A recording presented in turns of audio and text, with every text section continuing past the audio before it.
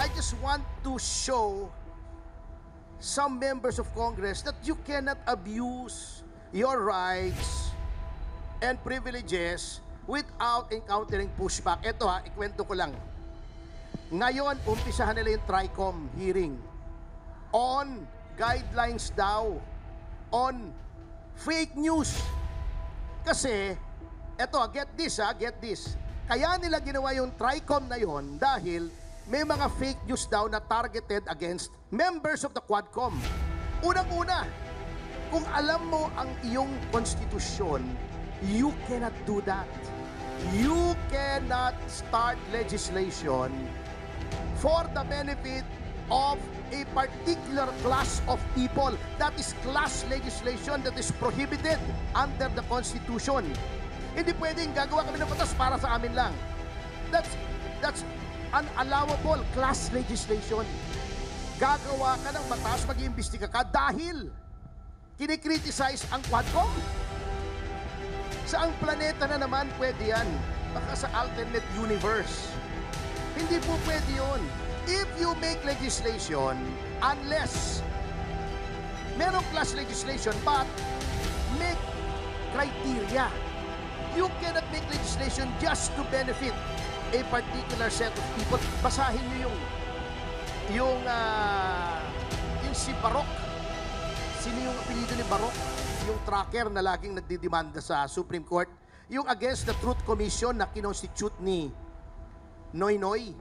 Sinabi niya to investigate the abuses during the Arroyo administration. You cannot do that. That is class legislation and that law was struck down by the Supreme Court.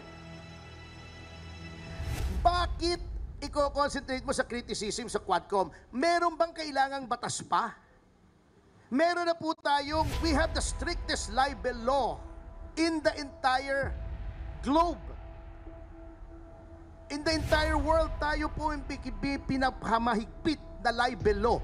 Isa tayo sa very few countries na criminalized pa ang libel. Meron pa tayong cyber libel. Meron pa tayong civil action under the Civil Code for defamation, fraud, and physical injuries. Kung pwedeng humingi ka ng danyos for civil libel ang tawag doon. Ano pang kailangan mong batas?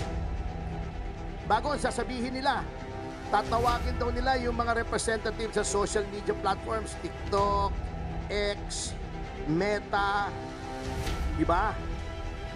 Titignan nila kung anong guidelines against criticism ng Quadcom.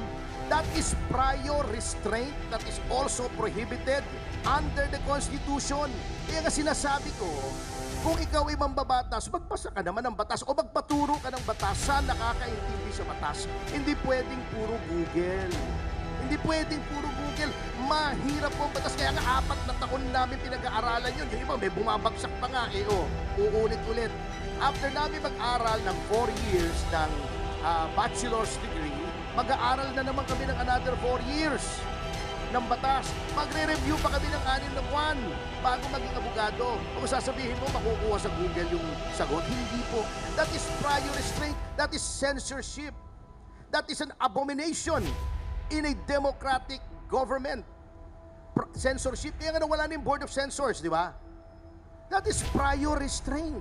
Hindi mo pwedeng gawin yon. Ngayon, uubusin mo na naman yung pera ng gobyerno. Paglalagay ka na naman ng batas na useless, na pagdating sa Korte Suprema, i-strike down for being unconstitutional. Yung EJK nila, anong lumabas?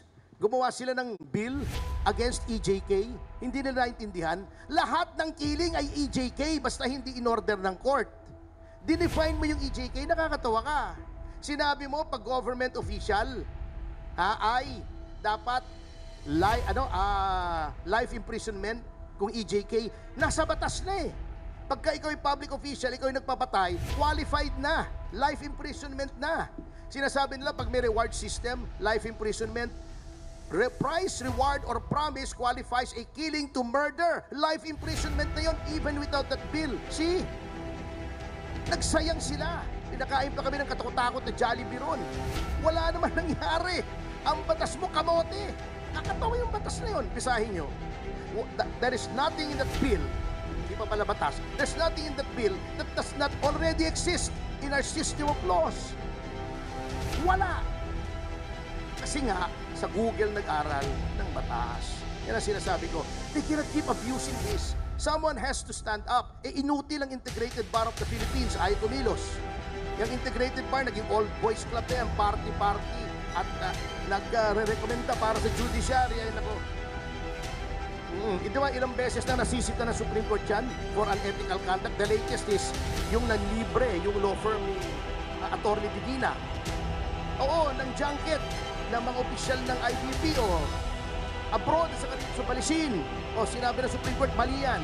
Noong 1980s, yung asawa ni Drilon, si Violeta, lalaban ng IBP President, ginamit ni Drilon yung facilities of his office. He was then Justice Secretary. Para ma-elect yung asawa niya, in-invalidate. Yan ang nangyari sa IBP. It has degenerated into a social club. Dapat yung IBP ang unang-unang mag-take ng stand sa violation na ito. Bina-violate, inaapi yung mga abogado, kita mo, si Harry Roque. Alam mo, lagi kong kalaban sa kaso yung si Harry Roque. I have no love lost for that guy. Pero, yung ginagawa sa kanya is unconscionable at wala ka naririnig sa IBP. Oh, anong naririnig mo sa IBP? Ginamit nila yung facilities nila para kay Bicoy, exclusive sa abogado yun. O, inireklamo ko. That is sadly what has happened to the Integrated Bar of the Philippines. Walang kibo, kamoting kahoy, may ulalo pa.